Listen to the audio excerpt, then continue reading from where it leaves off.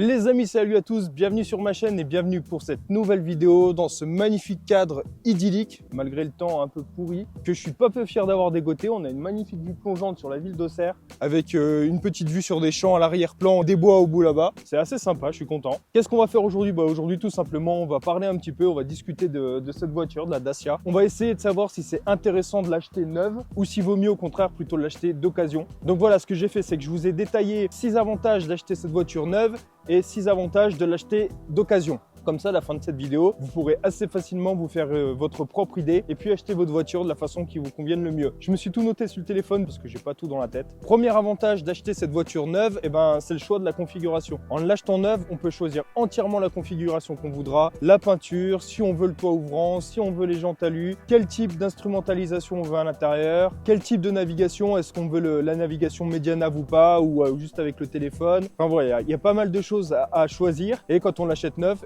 on peut choisir tout ça et avoir une voiture 100% personnalisée. Bon, bien sûr, en l'achetant neuve, on est sûr de ne pas passer après quelqu'un qui a conduit exclusivement en ville, en fatiguant les amortisseurs, en fatiguant le freinage, en fatiguant tous les agréments de conduite. Voilà, la voiture est 100% neuve et au niveau des agréments de conduite, elle sera entièrement saine. En l'achetant neuve, ce qui est bien, c'est que vous pouvez bénéficier du tout dernier modèle du catalogue, ce qui n'est pas le cas sur le marché de l'occasion. Les marques annoncent très régulièrement des sorties de nouveaux véhicules et vous pouvez même les précommander et du coup le recevoir en exclusivité. Donc ça, c'est un bon point, je trouve. Vous pourrez vous démarquer pendant quelques temps des autres usagers de la route en ayant le tout dernier modèle flambant neuf. Théoriquement, en l'achetant neuf, vous n'avez aucun vice caché. La voiture sort de la chaîne de production, donc normalement, il n'y a aucun problème mécanique. Je dis bien normalement. Et chez Dacia, vous le savez, on est sur des véhicules qui restent quand même assez low cost par rapport aux autres modèles et ça se ressent à la qualité des matériaux qu'ils utilisent, notamment pour l'intérieur. On est sur du plastique, on est sur de la moquette assez bas de gamme, mine de rien. On est sur des cuirs qui n'en sont pas vraiment, donc c'est des matériaux qui vont avoir tendance à vieillir un peu plus rapidement que des matériaux plus nobles que vous pouvez retrouver dans des véhicules plus premium entre guillemets. Donc en l'achetant neuf, vous pouvez bénéficier d'un intérieur qui brille de mille feux, on va dire, ce qui n'est pas forcément le cas chez une Dacia qui a un petit peu vieilli. Surtout si elle a dormi exclusivement à l'extérieur, qu'elle a pris la lune, qu'elle a pris les UV du soleil, ce genre de choses. On sait que ça va avoir tendance à blanchir un petit peu les plastiques. Donc en l'achetant neuf, vous n'avez pas tous ces problèmes-là. Autre avantage, bon ça pour certains ça peut paraître un petit peu exagéré, mais pour d'autres je sais que c'est un point qui est très important. Certains sont très à cheval sur l'hygiène et l'idée de passer après quelqu'un, ça les dérange, voilà. Même si la voiture elle a été 100% nettoyée, si vous l'achetez d'occasion dans une concession par exemple, ils ont fait un detailing complet dessus. Voilà, certains ça peut les déranger de passer après quelqu'un d'autre et je peux les comprendre, même si personnellement c'est pas du tout mon cas. Donc voilà les amis, on vient de voir tous les avantages d'acheter sa Dacia neuve. Maintenant on va voir tous les avantages de l'acheter d'occasion. Alors déjà, premier avantage, le prix. Il faut savoir que les 2 premières années, la voiture décote hyper vite. Une voiture qui sort de concession, qui sort de la chaîne de production, dès l'instant que vous signez votre bon d'achat et que vous recevez votre carte grise, elle a perdu déjà beaucoup d'argent. C'est déjà une première main, donc pour celui qui va l'avoir, ça sera une deuxième main. Ça sera une voiture qui aura déjà pas mal décoté. Il faut le savoir que dès que vous signez l'achat de votre voiture, dès que vous êtes le propriétaire de la voiture, elle perd déjà pas mal d'argent, même si vous n'avez pas fait encore un seul kilomètre avec. Alors deuxième avantage de l'acheter d'occasion.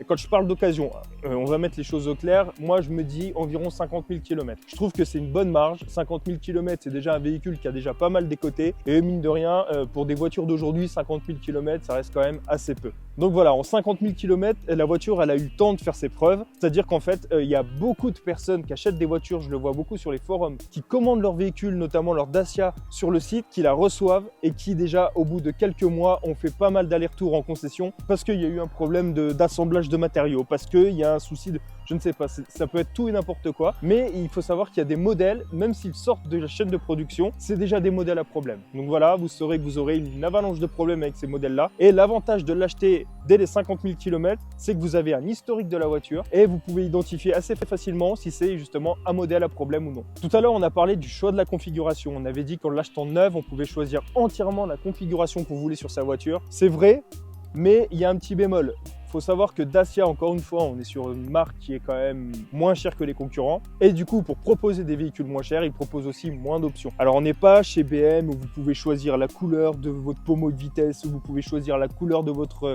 tableau de bord, vous pouvez choisir la couleur des LED, enfin je dis n'importe quoi, mais vous pouvez absolument tout choisir chez les BM d'aujourd'hui. Chez Dacia, c'est vrai, vous pouvez choisir pas mal de choses, mais quand même nettement moins. Vous pouvez choisir si vous voulez un toit ouvrant, vous pouvez choisir la couleur de la voiture. Il y a un très large choix de couleurs au catalogue, mais vous pouvez choisir quand même. Vous pouvez choisir la sellerie, vous pouvez choisir si vous avez l'écran médianav. Mais voilà, c'est quelques petites choses comme ça que vous pouvez modifier, mais ça reste quand même assez limité par rapport à une marque premium. Au niveau des choix, vous n'avez pas non plus un choix excessif, ce qui fait que sur le marché de l'occasion, vous allez pouvoir trouver assez facilement un modèle qui vous ressemble. En achetant votre voiture d'occasion, vous n'avez pas ou moins d'attente. Il faut savoir que moi, comme je vous l'ai dit tout à l'heure, je suis sur un forum de possesseurs de Dacia Sandero et il y en a beaucoup qui la commandent neuve.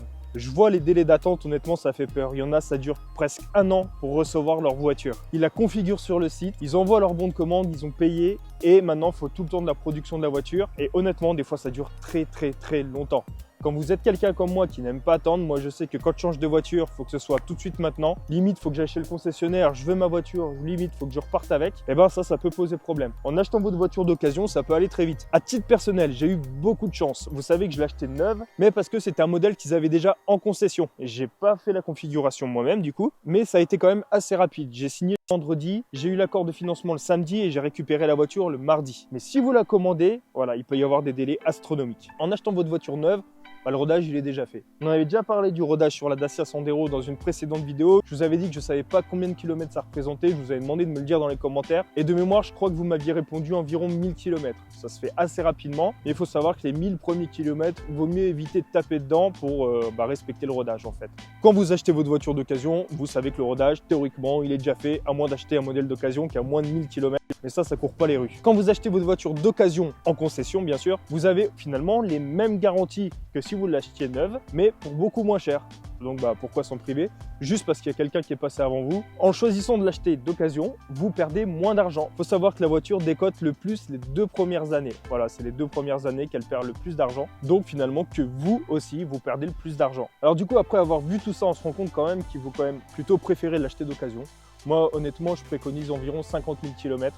C'est ce que j'avais fait notamment pour mes 3 précédents véhicules. Le X1, j'avais 55 000 km. La Mégane, j'avais environ 53. Et la 308 que j'avais avant, j'avais environ 50 aussi. Et du coup, c'est des véhicules que j'ai payé beaucoup moins cher que leur valeur neuve. Pourquoi j'ai préféré acheter cette voiture neuve, vous allez me demander du coup? C'est simplement pour question de fiabilité. Alors, je sais que c'est complètement ridicule, mais moi, j'en ai besoin pour mon travail. Voilà, certains savent que je suis infirmier libéral, donc je vais voir tous les matins mes patients avec ma voiture. J'ai besoin qu'elle fonctionne bien. Je sais pertinemment qu'une voiture à 50 000 km, elle fonctionnera aussi bien qu'une voiture neuve, mais voilà, c'est comme ça, j'ai préféré l'acheter neuve. Ne me demandez pas pourquoi, je sais que ça peut paraître un peu bête, mais bon, voilà, c'est comme ça, ne suivez pas forcément mon exemple, faites comme vous le sentez, faites ce qui pour vous a l'air d'être le mieux, le plus intéressant. On n'a pas parlé du mode de financement parce que c'était pas forcément la question aujourd'hui, LOA, leasing, crédit bail, achat, comptant, cash, enfin voilà, c'est pas la question. Peut-être qu'on s'en intéressera dans une prochaine vidéo, mais voilà, aujourd'hui je voulais vraiment me concentrer sur les avantages et les inconvénients de l'acheter neuve. Et je pense que je vous ai donné dans cette vidéo pas mal d'éléments